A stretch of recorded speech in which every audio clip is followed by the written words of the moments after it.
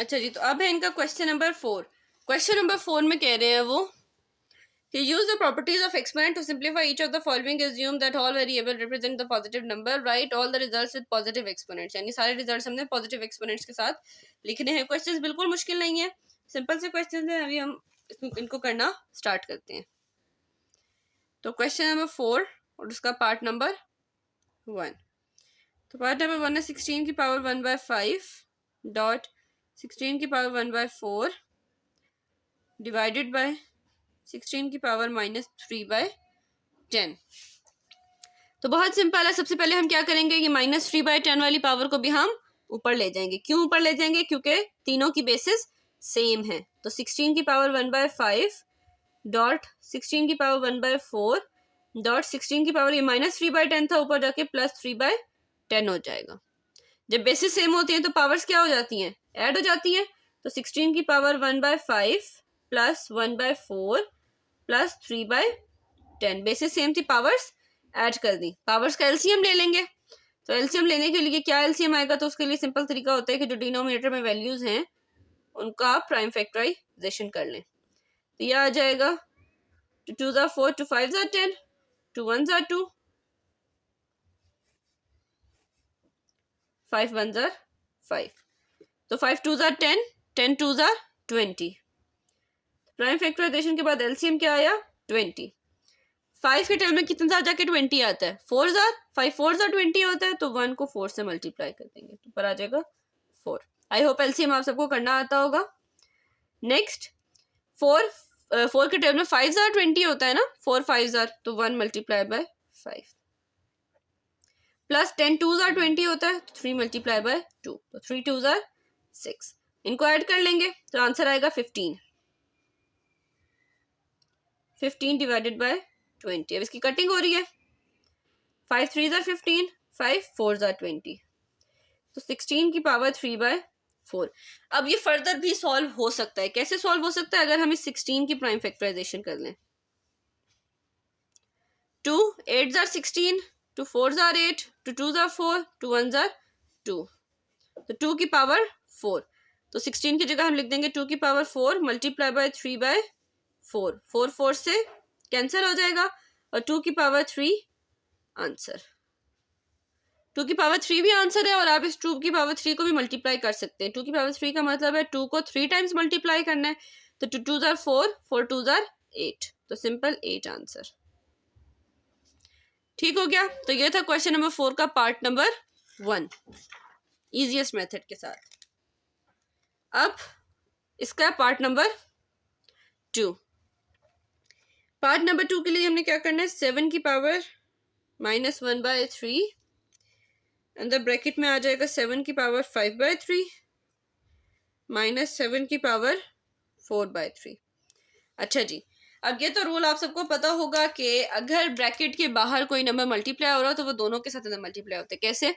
जैसे ये 7 है तो ये इसके साथ ही मल्टीप्लाई होगा और ये 7 इसके साथ ही मल्टीप्लाई होगा। एक बार इसके साथ होगा और एक बार इसके साथ होगा। दोनों के साथ हमने इसको बारी बारी मल्टीप्लाई करना है। तो अभी यहाँ पे भी हम यही करेंगे, तो हम इनको बारी बारी मल्टीप्लाई कर लेते हैं। तो इनको मल्टीप्लाई करने पे आंसर आएगा हमारा 7 की पावर -1/3 डॉट 7 की पावर 5/3, बीच में माइनस का साइन है, माइनस 7 की पावर -1/3 डॉट 7 की पावर 4/3। तो एक बार इसके साथ कर लिया और एक बार इसके साथ मल्टीप्लाई कर लिया। अब मल्टीप्लाई हो रहे हैं क्योंकि ये दोनों बेसिस भी सेम है तो पावर्स ऐड हो जाएंगी। 7 की पावर -1/3 प्लस 5/3 माइनस, सेम यही केस यहाँ पे होगा, बेसिस दोनों की सेम है तो इनकी भी पावर्स ऐड हो जाएंगी। तो -1/3 प्लस 4/3। तो अब इन दोनों का हम एलसीएम ले लेंगे। इसका तो बेस ऑलरेडी सेम है तो 3 एलसीएम ही आएगा। 3 1s are 3 होता है तो -1 प्लस 5 ऊपर आ जाएगा, -7 यहाँ पे भी बेसिस सेम है तो 3 एलसीएम ही आएगा और -1 प्लस 4 ऊपर आ जाएगा। प्लस माइनस माइनस आएगा, बड़ी वैल्यू का साइन होंगे ये माइनस ही, प्लस माइनस माइनस, तो 5 -1 करेंगे तो 4 आएगा, लेकिन 5 के साथ क्योंकि प्लस का साइन है, बड़ी वैल्यू के साथ प्लस का साइन है तो हम प्लस का साइन लगाएंगे। माइनस यहाँ पे भी प्लस माइनस माइनस होंगे, ये भी माइनस ही, लेकिन क्योंकि बड़ी वैल्यू के साथ प्लस का साइन है तो प्लस ही आएगा, तो ये आ जाएगा हमारे पास 3 डिवाइडेड बाय 3, तो 3 3 से कैंसिल हो जाएगा और 7 की पावर 4/3 माइनस 7 आंसर आ जाएगा। यही बैक साइड पे आंसर दिया हुआ है आपकी बुक की एंड पे।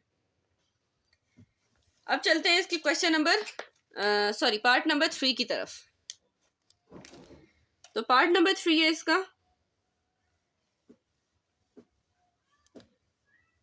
2 की पावर 2/3 डॉट 2 की पावर 1/7 डिवाइडेड बाय 2 की पावर 1/2।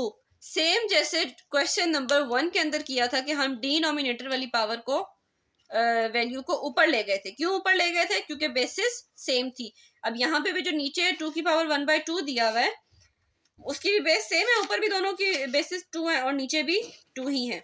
तो हम इसमें भी क्या करेंगे, इस 2 को ऊपर ले जाएंगे, इन तीनों की बेसिस सेम है। जब इसको ऊपर लेके जाएंगे तो यहाँ प्लस 1/2 था, ऊपर जाके वो माइनस 1/2 हो जाएगा।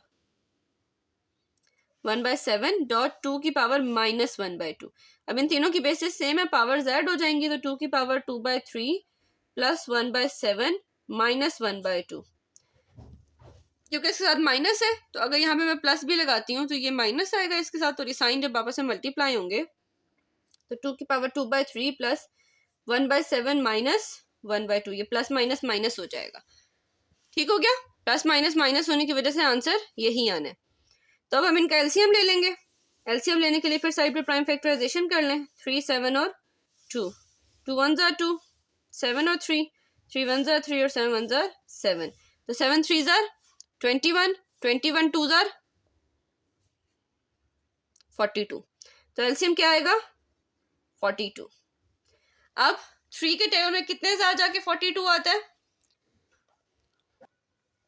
3 के टेबल में 14 जार होता है 42, तो 2 को हम 14 से मल्टीप्लाई कर देंगे तो आंसर आएगा 28 प्लस 7 6 जार 42 होता है तो 6 आ जाएगा क्योंकि ऊपर 1 ही है, माइनस 2 के टेबल में 21 जार 42 होता है तो ऊपर 21 आ जाएगा।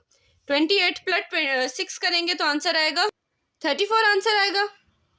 तो 2 की पावर 34 माइनस 21 डिवाइडेड बाय 42। अब 34 माइनस 21 करेंगे तो आंसर आएगा 3 और ये 1, 13 डिवाइडेड बाय 42, और यही हमारा आंसर है बैक साइड पे भी। ठीक हो गया? तो ये था क्वेश्चन नंबर 4 का पार्ट नंबर 3। अब इसके नेक्स्ट पार्ट की तरफ चलते हैं। तो क्वेश्चन नंबर 4 का पार्ट नंबर 4 करना है अब हमने। तो वो है 3 की पावर माइनस 1/2 डॉट 3 की पावर 1/2 डिवाइडेड बाय 3 की पावर 1/2। अच्छा, तो अब इसको करने का एक सिंपल तरीका, एक तो इसी तरह है कि जिस तरह पीछे हमने किया था कि हम लोग क्या करें, इस 3/2 की पावर जो 1/2 है उसको भी ऊपर ले जाएं, फिर तीनों की बेसिस सेम होंगी तो हम इनकी पावर्स को ऐड कर लें, जैसे हम लोगों ने क्वेश्चन नंबर 1 और क्वेश्चन नंबर 3 में किया। लेकिन एक उससे भी ज़्यादा सिंपल तरीका है, वो ये है कि अगर हम इसको ऊपर लेके जाने के बजाय सिर्फ इन दोनों की, क्योंकि बेसिस सेम है तो पावर इनकी ऐड हो जाएगी, तो 3 की पावर माइनस 1/2 डॉट 3 की पावर प्लस 1/2 आ जाएगी। दोनों की बेसिस सेम है ना, ये मल्टीप्लाई हो रहे हैं आपस में, इन दोनों की बेसिस सेम है, 3 और 3 है बेस, तो इन दोनों की पावर्स क्या होंगी, ऐड हो जाएंगी। तो माइनस 1/2 प्लस 1/2 डिवाइडेड बाय 3 की पावर 1/2 एज इट इज रहेगा। अब ये प्लस माइनस कैंसिल हो जाएगा आपस में, तो 3 की पावर 0 डिवाइडेड बाय 3 की पावर 1/2 आ जाएगा। अब 1/2 को हम अंडर रूट की फॉर्म में लिख सकते हैं, तो 3 की पावर 0 डिवाइडेड बाय √3। अब ये बात तो सबको पता है कि आप लोगों को कि अगर किसी की पावर 0 हो, किसी भी नंबर की पावर अगर 0 हो तो वो 1 के इक्वल होती है। कैसे? जैसे अगर फर्ज करें यहाँ 5 है, 5 की पावर 0 1 के इक्वल होगी, 4 की पावर 0 ये भी 1 के इक्वल होगी, 16 की पावर 0 ये भी 1 की इक्वल होगी। तो इस तरह हम इसको लिख सकते हैं 3 की पावर 0 को भी 1 के इक्वल और डिवाइडेड बाई √3। तो ये इसका आंसर है। अब पार्ट नंबर 5। पार्ट नंबर 5 है 36 की पावर 1/2 डॉट 6 की पावर 1/2 डिवाइडेड बाय 8 की पावर 1/2 डॉट 27 की पावर 1/2 और होल क्यूब। अच्छा, इसको भी करने के दो तरीके हैं। एक तरीका तो ये है कि आप इन सब की प्राइम फैक्टराइजेशन करें अलग अलग और इसको सिंपल पावर्स की फॉर्म में लिख लें, जैसे हम पीछे प्राइम फैक्टराइजेशन करके पावर की फॉर्म में लिख लेते हैं ना, 2 के पावर 4 या 3 का क्यूब, उस तरह से लिख के और फिर इनको फर्दर सॉल्व करें। वो ज़रा थोड़ा लेंथी तरीका है और थोड़ा डिफिकल्ट भी है, टाइम टेकिंग है। तो एक आसान तरीका इसको करने का ये है कि इन सब की पावर क्योंकि 1/2 है, 1/2 1/2 1/2 1/2, तो हम इन सबको ए की पावर के अंदर लिख लेते हैं। कैसे ए की पावर के अंदर लिख लेते हैं? 36.6 डिवाइडेड बाई 8.27 और इन सब की पावर बाहर क्या लिख लें हम? 1/2 और मेन पावर 3। इस तरह से, क्योंकि सबकी पावर 1/2 थी ना, तो वो मैंने बाहर लिख ली। अब इनकी आपस में कटिंग हो रही है। कटिंग कैसे हो रही है?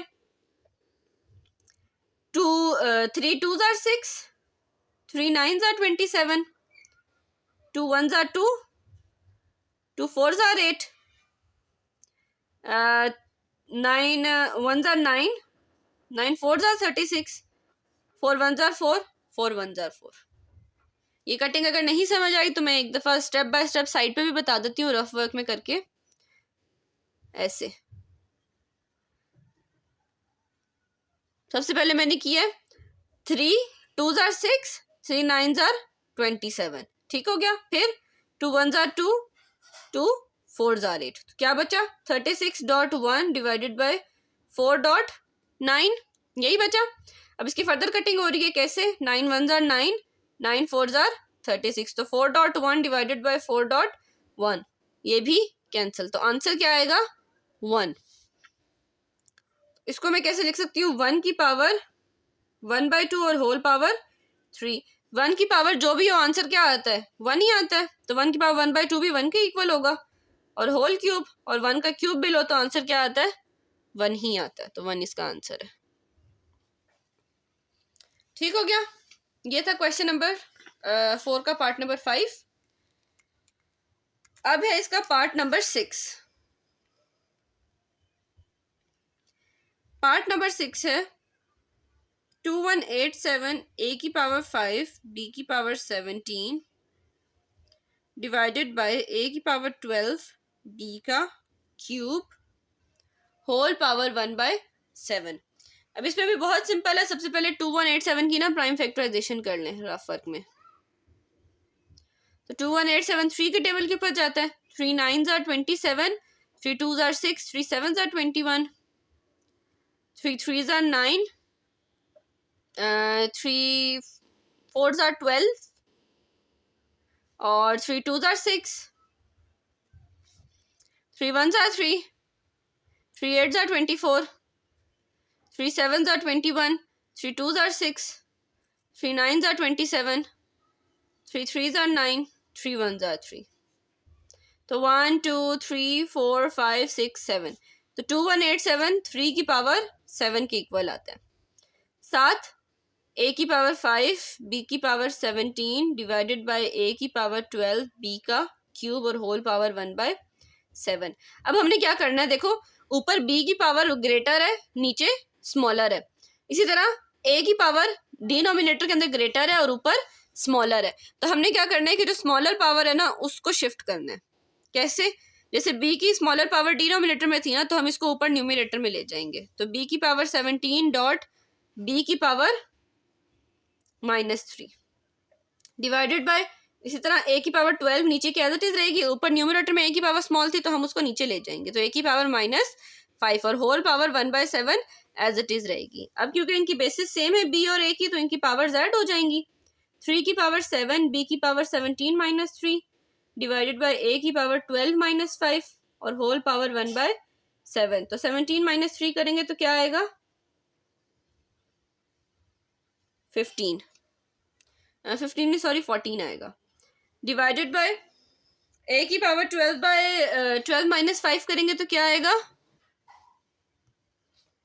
a की पावर 7 और होल पावर क्या है बाहर? 1/7। अब ये होल पावर 1/7 है, तो इसको बारी बारी सबके साथ मल्टीप्लाई करना है, क्योंकि ये सबके साथ है ना, होल पावर है। तो सबके साथ बारी बारी मल्टीप्लाई कर देंगे। 3 की पावर 7 मल्टीप्लाई बाय 7, b की power 14 multiply by 1/7 divided by a की पावर 7 मल्टीप्लाई बाय 1/7। तो 7 7 से यहाँ पे भी कैंसिल, 7 1 7 7 2 14, 7 1 7 एंड 7 1 7। तो यहाँ रह जाएगा 3b का स्क्वायर डिवाइडेड बाय a। ये आंसर है। ठीक हो गया, 3b का स्क्वायर डिवाइडेड बाय a रह जाएगा और यही क्वेश्चन नंबर 6 का आंसर है। अब इस एक्सरसाइज इस क्वेश्चन नंबर 4 का लास्ट पार्ट करने लगे हैं हम। बहुत ही मजे का और फौरन से सॉल्व हो जाता है क्योंकि सारा कुछ कटिंग हो जानी है इसके अंदर। तो वो पार्ट है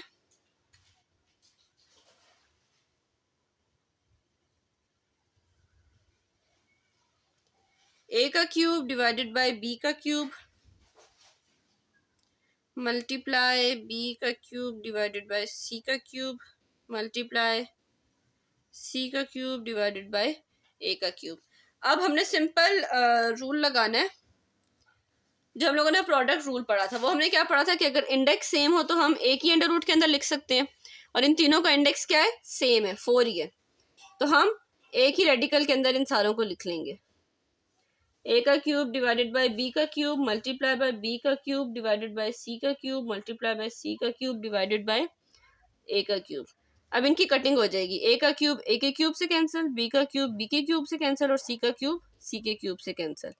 तो आंसर आएगा 1 की पावर 1/4 और 1 की पावर जो भी हो आंसर 1 ही आता है।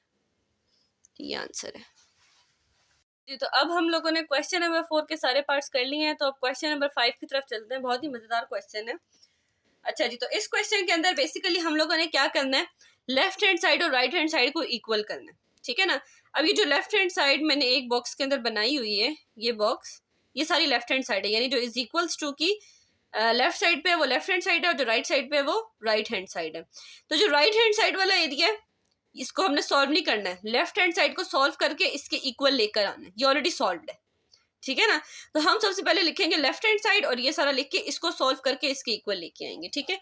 तो बहुत मजे का क्वेश्चन है, आप ध्यान से देखिएगा और पूरा क्वेश्चन बहुत ध्यान से सुनिएगा भी, क्योंकि अक्सर बच्चे इसके अंदर कंफ्यूज हो जाते हैं, फिर उनको समझ नहीं आती है अगर कोई स्टेप को स्किप कर दें तो क्वेश्चन नंबर 5 के लिए सबसे पहले हम क्या ले लेंगे, लेफ्ट हैंड साइड ले लेंगे।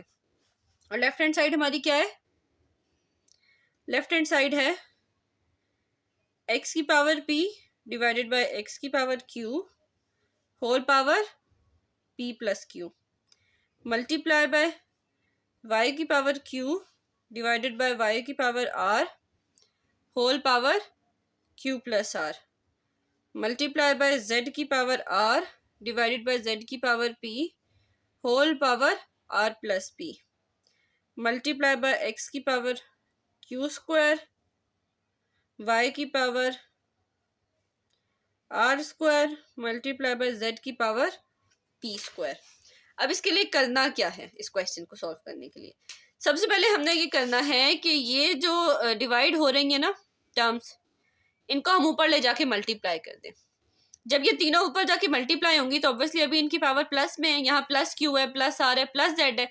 जब ये ऊपर जाके मल्टीप्लाई होंगी तो पावर चेंज हो जाएगी ना, माइनस। रूल तो यही कहता है हमें, तो हम यही काम करेंगे। x की पावर p माइनस q, या इसको पहले सेपरेट लिख लें, x की पावर q,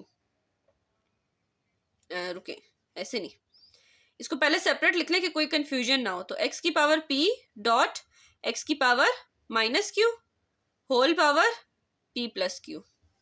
इसी तरह सेम y के केस में भी होगा, y की पावर q डॉट y की power minus r whole power q plus r multiply by, इसी तरह सेम z की पावर करेंगे, z की पावर r डॉट z की power minus p whole power r plus p, और ये जो तीनों टर्म्स हैं ये एज इट इज आ जाएंगी। तो मल्टीप्लाई बाय x की पावर q का स्क्वायर मल्टीप्लाई बाय y की पावर r का स्क्वायर मल्टीप्लाई बाय z की पावर p का स्क्वायर। अब ये आपस में मल्टीप्लाई हो रही है तो इनकी पावर्स ऐड हो जाएंगी, बेसिस सेम है, मल्टीप्लाई भी हो रही है और बेसिस भी क्या है, सेम है। तो मल्टीप्लाई हो रही है और बेसिस सेम है तो पावर्स ऐड हो जाती हैं।